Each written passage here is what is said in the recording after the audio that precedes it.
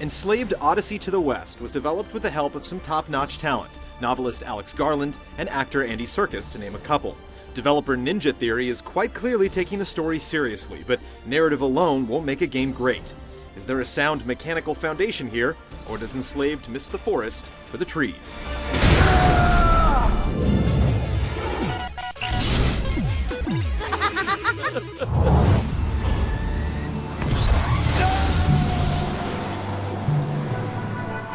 Enslaved's plot is based on Journey to the West, a 16th century Chinese classic that's been extensively adapted and riffed on in pop culture. You play as Monkey, a powerful and resourceful wild man who escapes bondage by mysterious captors, only to find himself subsequently enslaved by Trip, a fellow runaway. Though she's a reluctant and remorseful master, she needs his strength to get through the hazardous, mech-infested ruins of New York.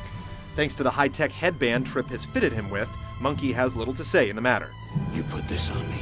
Let me explain. Get this thing off, or I'm gonna rip your head off. In Enslaved, plot and pacing work in tandem to deliver an experience that's relentless and engrossing. The superb voice work and convincingly human characters succeed in drawing you into the story with a subtlety that you seldom see in games. By the end, you're totally sold on the unlikely bond forged by the two protagonists. The conclusion is quite open, and you'll no doubt be left curious as to what happens next. Are you okay? You didn't see him. Monkey, there's nothing there. I must be going crazy.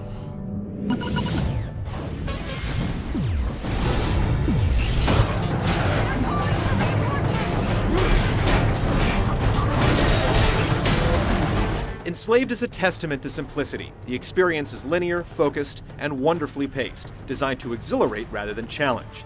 There's never any question that you're being led by the nose from set piece to set piece, but the game is so good at keeping you interested and intrigued that you'll happily go where it takes you. This is the video game equivalent of a page-turner.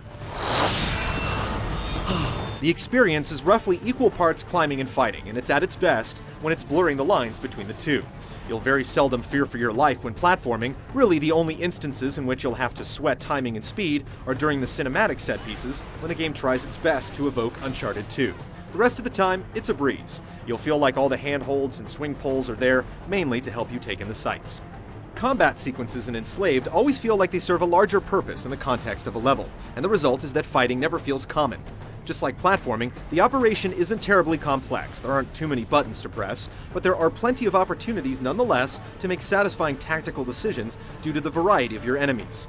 The boss fights are built similarly to the game's best set-piece sequences. Expect to flex all your skills in order to overcome the most ferocious mechs left rambling about the world.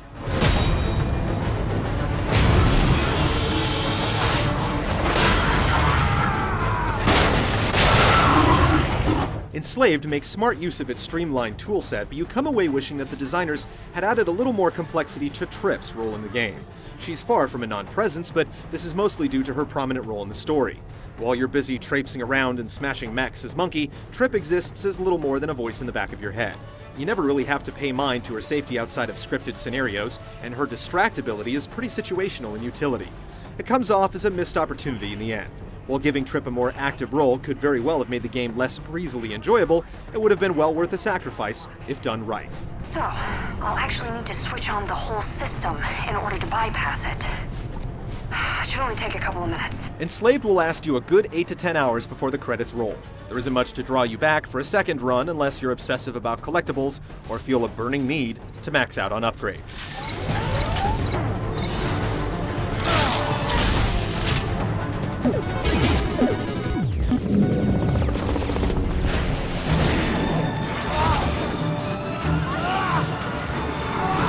In contrast to insane physicality of his movements, ambling around as Monkey is easy as can be. Launching yourself from handhold to handhold is as simple as nudging the analog stick in the appropriate direction and pressing a button. Even during the most hectic sequences, it's not very demanding. The combat mechanics are similarly trim, though they do get a tiny bit deeper as you begin to upgrade your moveset. What it lacks in complexity, it more than makes up for with tactical variability. Do you immediately go for that mech that's rigged to explode, or use it as a weapon against the rest of your enemies? Or do you fall back and blast plasma at the ranged mechs, peppering you with gunfire? The game benefits from explosive feedback, so however you approach your fights, you'll feel very much the part of an unusually strong man beating the living crap out of deadly, jagged robots.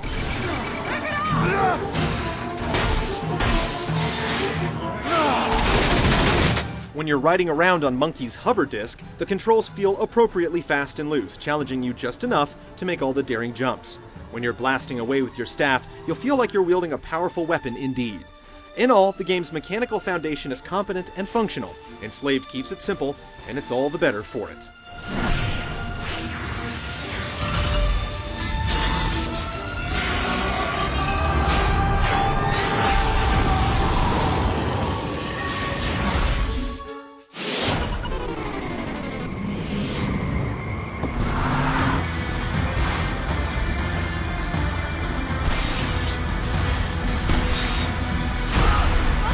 This sure is a pretty-looking post-apocalypse. Enslaved's world has been largely reclaimed by nature, which makes for some beautifully overgrown urban environments. Much of the world has an almost pastoral feel to it, and the result is unexpectedly welcoming. There are definitely some sets that lean toward a more orthodox approach to apocalypse, which lend a bit of variety, even if they're not as inspired. The game's crowning achievement, though, is the naturalism of its characters. The voice work and motion capture, much of which bears the mark of the inimitable Andy Serkis, is several notches above what you expect from a game. The characters frequently sell you on their humanity with subtle facial gestures, which is truly a superb achievement. You could probably stay if you wanted. That said, the game encounters some performance problems when things get too hectic, so expect stutters at odd moments. We also encountered a weird bug that caused Monkey's model to completely vanish during a cutscene.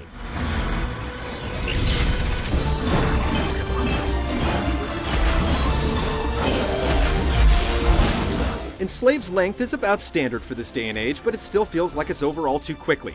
It's one of those rare games in which the majority of the experience feels imperative and consequential. With very little filler to speak of, the game keeps you curious and engaged the whole way through, and the surprise ending leaves you hungry for resolution. It's no secret that Ninja Theory is up to big things now. Let's hope they're not too busy to revisit this stunning world.